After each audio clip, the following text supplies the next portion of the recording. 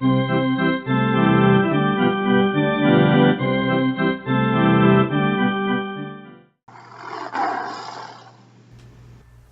up, guys? Welcome back to the next episode here for the Detroit Tigers rebuild. I will say one thing before I head into what we're going to talk about today. The injuries to Jurickson Profar and Jared Cozart are probably what's contributed to this record, 46 and 55. With Cozart being such a valuable piece to the team, performance-wise, and Jurickson Profar being a great hitter for us, we're basically now we're out of the playoff picture. Let's take a look at the standings here. So we're already 9 games back to Cleveland. Just flip both of our records around, and that's pretty much what you get. Take a look at the wild card here. Also, we're 8 games out. We got the Royals in front of us and the White Sox in front of us. So, although that might be considered to be a good sign, because if we could take games against the White Sox or the Royals, we'd vault up there. But we've got so many other teams to worry about: the Red Sox, the Rangers, the Astros, Angels, and Yankees. So, I mean, it's not just beat these guys and beat these guys. It's literally we have to have everything go right in order for us to make it. So it's not looking like it's going to happen this year. But those 2 injuries, that's what really hurt us. We're already pretty thin as far as a rebuild goes right now as it is. But having those 2 guys hurt doesn't help. So this episode's not going to show any gameplay. Just get that out there. Just tell you guys, first and foremost, it's not going to happen. This episode's going to be focused on who do we want to consider bringing back and what free agents are we going to want to target. There's like a scrolling list up there for guys that we want to go after. So, first things first. Let's go to our roster and check out who we're bringing back. So who's on a 1-year deal? Pretty much everybody. Freaking MLB The Show. Here you go. Everyone's on a 1-year contract. It's so frustrating. I mean, that's not realistic. So we're going to have to try to remember these names because we definitely want to bring all of these guys back. And I wish you could, go to getting these contracts right. I mean, you can't even edit the contract years. I don't like that. But let's look at these stats here. 3 and 8 for Michael Fulmer. So what might be the problem with him? I think it's the defense that's behind him, and he's also not getting a lot of run support. Let's see how many hits he's given up here. So 110 hits given up in 114 innings. So the defense behind him probably has not been the greatest. The K per 9 is really good, 9.3. His FIP, do they have Sierra in here? No, they don't. So all these are pretty solid numbers, but it's just kind of like it's just bad luck, really. I mean, he's probably pitching late in the games and then not pulling through because of the offense, it's not coming through for him. So, but look at the strikeouts to walks. That's pretty solid. He's pitched solid. 1.25 you can deal with, 4.74 you can't. So it seems like to me like he keeps getting out there, he keeps getting thrown out there, and he's not having a lot of results that he'd like to have. Joe Ross is the same boat, except his ERA is a lot better. Daniel Norris 6 and 10 with a 4.34. So we got some pitching issues, and I think again that's mostly the defense behind these guys. Because if we look, James McCann, pretty solid catcher back there, might be able to do a little bit better, but that's something we'll have to focus in on the offseason because, the guys behind him are not going to be called up at any point in the near future. Valbuena, we saw him at the All-Star break. He was hitting 290, so I'd like to bring him back, even though he's 31. Billy Butler can depart. We got some pretty okay first base options in the minors, but we could always progress there. But Billy Butler is a goner. So long. Valbuena is under contract, so we can keep him around for next season. I love hitting with him, even though they put on the shift. He does get a lot of extra base hits in franchise mode. Josh Rutledge hitting 235 right now, 77 overall. He's played okay for us, but I want to see how many errors he's made so far on the season. That might tell us. So 7 errors at second base. That's not good. That's not good. 13 errors when he was playing out in Colorado 3 years ago. So Rutledge makes some errors, and I mean, we're already halfway through the season. If that pace continues, he'd make 14 errors at second base. That's not good. It's really not good. The fielding at 73 overall. We definitely need to find better second basemen. I mean, look at Kipnis. Kipnis is kind of an error machine as well. I mean, with the Indians. Check out those errors. 9 errors, 12. So I think we can get better at second base. Maybe we put Felipe Gutierrez, just give him the job and not have to worry about any kind of minor league stint. Maybe we sign Josh Rutledge if there's nothing out there at second base that's better than Rutledge in the free agents. And maybe we even sign Rutledge to a one more year contract, and then we kind of let Gutierrez grow behind him. Maybe that's something that we do. But the future is now, right? As they always say. But this has definitely got to get changed and fixed, because we can't have our second baseman hitting 235 with only 22 RBIs. That's not good. So Alex Bregman, you're going to stay put at third, possibly even shortstop. We'll have to figure out how we see Cecchini and how he ends up playing down in AAA. Maybe he does get better and he has some progression. The potential's there. The potential's in A. Cozart, again, we may bring him back for one more season depending on where Cecchini and how he finishes out the season. Maybe we actually put Esposito in at third and move Bregman over to short. Maybe that could be an option as well. That's kind of what I'm leaning towards. But again, we'll have to just see where everything stands as far as the free agents go. Outfield, I like our outfield. I don't think anything needs to change here. Grichuk has been playing well. Even though it's 243, he's got 18 home runs pretty much at the halfway point of the season. So I like Grichuk, still young at 25. Eric Young, I love his speed, so we might end up bringing him back. Profar, he's definitely going to be a factor to come back as well. Either if that's in as a DH role, or if we can maybe slide him into second base. Not entirely sure about what his role is going to be next season, but as you guys can see, his contact is not super great.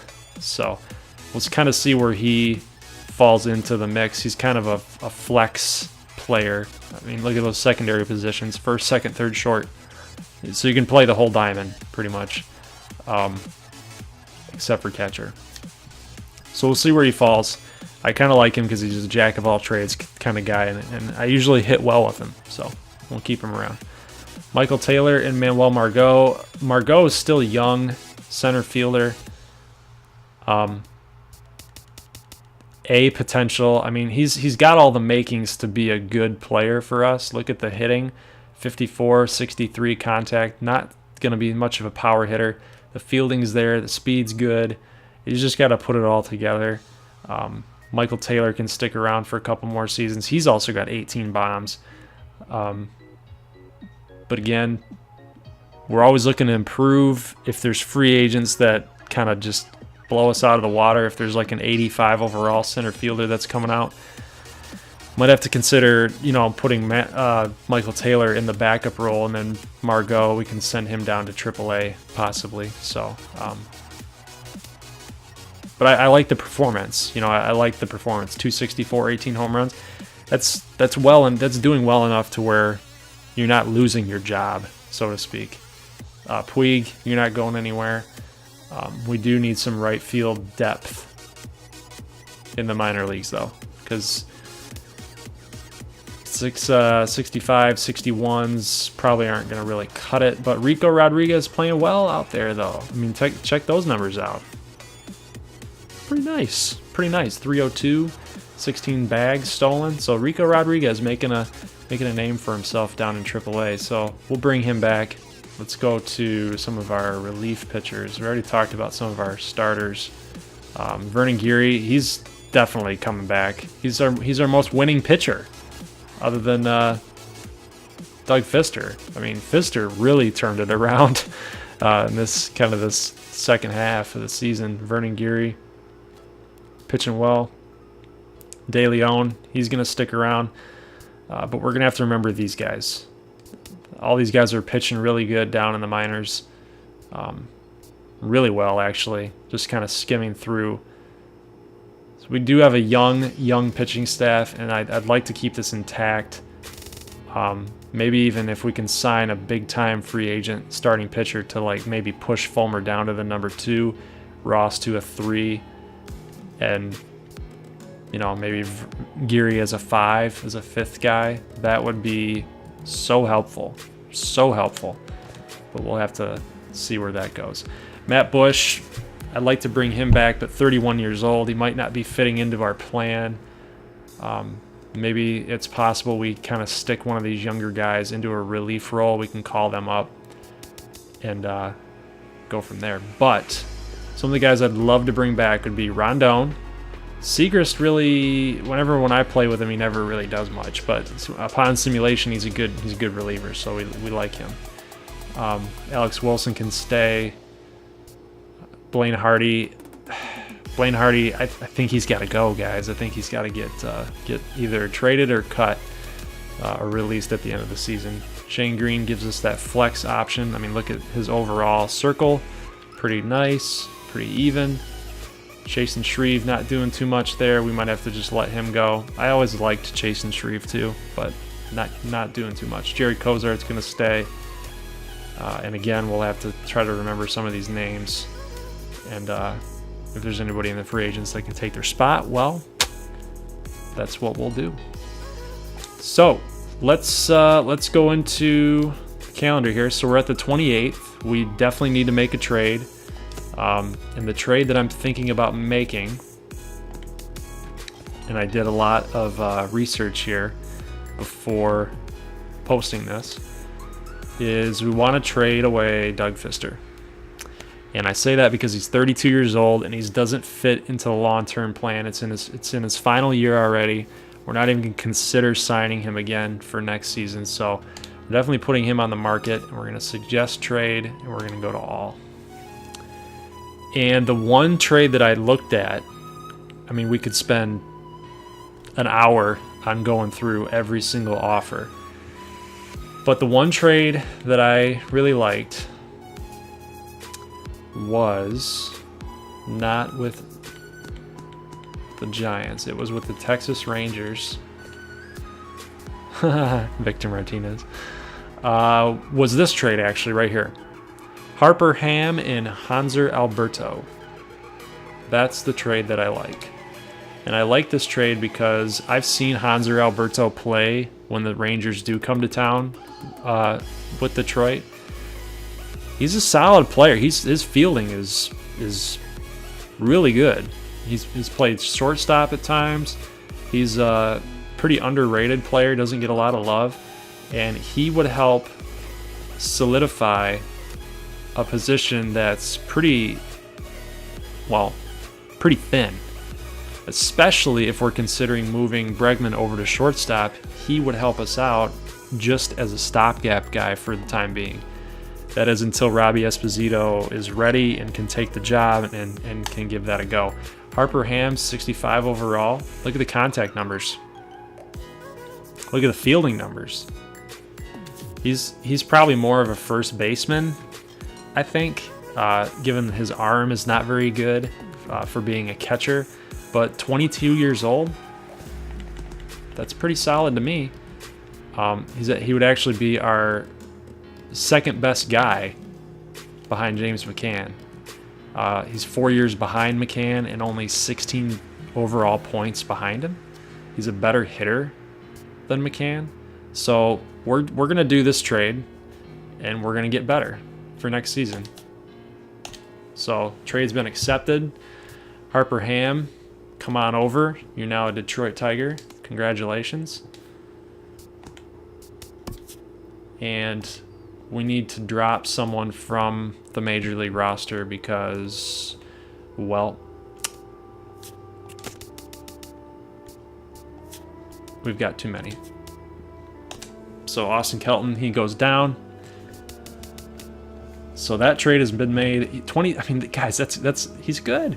He's good. We just need to get his arm up, and I'll do some training there with him later. But we're gonna bump Geary up there. And since the season is long but over, we're going to put De Leon into that 5th starting role just to try to get him some more experience, and hopefully the computer progresses him up. As you guys can see, he's getting a lot of pluses there, so he's getting better as he's playing. So that's something that we definitely want to do with him. And by the time Cozart comes back, we can push De Leon back into that relief role where he's probably better at. Next trade we got to make is getting rid of K-Rod. And let's just go with some prospects here. And the trade that I actually liked, and guys, the trade that I actually like here is with the Blue Jays. Dominic Leone and Kazuhito Yamada, 18 years old, 72 overall. That's going to help our relief pitching. I mean, he's going to be pretty much the 10th best guy. 1, 2, 3, 4, 5, 6. 6th best relief pitcher on our team after we make this deal. He's a closer, so that's going to help, especially when we have guys like Felipe Casto and Joe Nemeth. Rondon can probably end up taking that role over. That's probably where he fits best. But to have a young guy like that in the bullpen, to have a guy that might be a setup guy in the future, that's definitely going to be something we want to do. So we accept. We graciously accept. And those are the moves, guys. Those are the moves that we needed to make.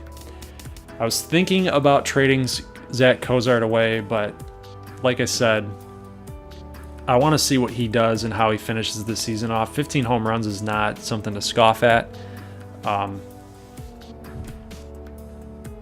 Simply because shortstop's hard to get a lot of those home runs for. And he's got 15 of them. We will take that. He's on pace to hit about 30, maybe 25. Maybe if we get 25 home runs out of shortstop, we're going to take that all the way. So those are the trades, guys, that we wanted to make. As far as age goes, so our oldest player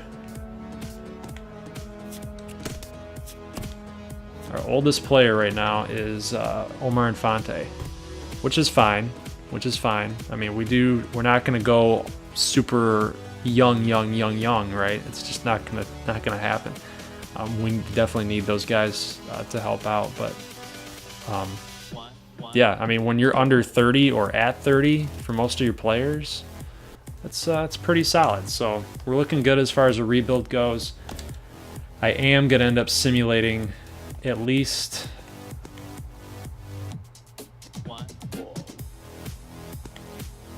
Well, you know what, guys? Let's simulate the rest of the season. Let's kick this thing out for real. Let's just go. Let's just simulate the rest of the season. All right, guys. End of the season, 73 and 89. So not terrible, right? Not terrible. Except we finished 18 games back from the Cleveland Indians, who finished 91 and 71. So they had an insanely good season. The Angels, Astros, and Mariners all came out of the West to go to the playoffs. It means nobody other than the Blue Jays came out from the East. So the Red Sox and the Yankees had a good season. Red Sox had an okay season. But Blue Jays ended up going crazy. Giants and Pirates get the wild card. Dodgers take the West. Cubs take the Central. Nationals take the East. So, who's your picks? All right, guys. So what we're gonna do for this channel is at the playoff screen for the bracket, I want to know who you guys think is gonna meet up in the World Series. And when you guys pick, whoever gets it right, whoever gets the matchup correct, I'm going to have that guy be my advisor for the offseason. He'll name one guy. I'll tell him that I'll give him a need, a positional need, and then I want that one guy to tell me who he wants me to sign. That one subscriber. So it's kind of like our little contest that we got going. I think it'd be kind of fun, lighten it up a little bit. So if you guys want my pick, I'm going to say that Seattle beats Houston, and then I'm going to say that Pittsburgh beats San Francisco. So Pittsburgh will face LA, and Seattle will play Toronto. And I'm going to say that Toronto beats Seattle, and then I'm going to say Cleveland beats the Angels. So it's going to be Cleveland and Toronto, and then it will be the Nationals and the Dodgers, and I think it's going to be the Dodgers versus Cleveland. The Dodgers versus Cleveland, and Cleveland ends up winning the whole thing. So that's my pick. You guys make your pick, and then I'll be sure to monitor it. So that is it for this episode, guys. I hope you liked it. Give me a like if you did, and if you're just joining, well, you know what to do. If you like it and you love it and you want more of it, subscribe for more MLB The Show rebuild. I will be, after we get kind of the Tigers on the map here, maybe end up winning a World Series and completing officially the rebuild, I'll be moving on to another team that definitely needs a rebuild. So if you're liking what you're seeing from this rebuild, we will be doing a more extensive rebuild in the next series. But for now, we're focused on the Detroit Tigers and making sure we've got this thing rolling. So, guys, we'll talk to you in the next video. And as always, peace.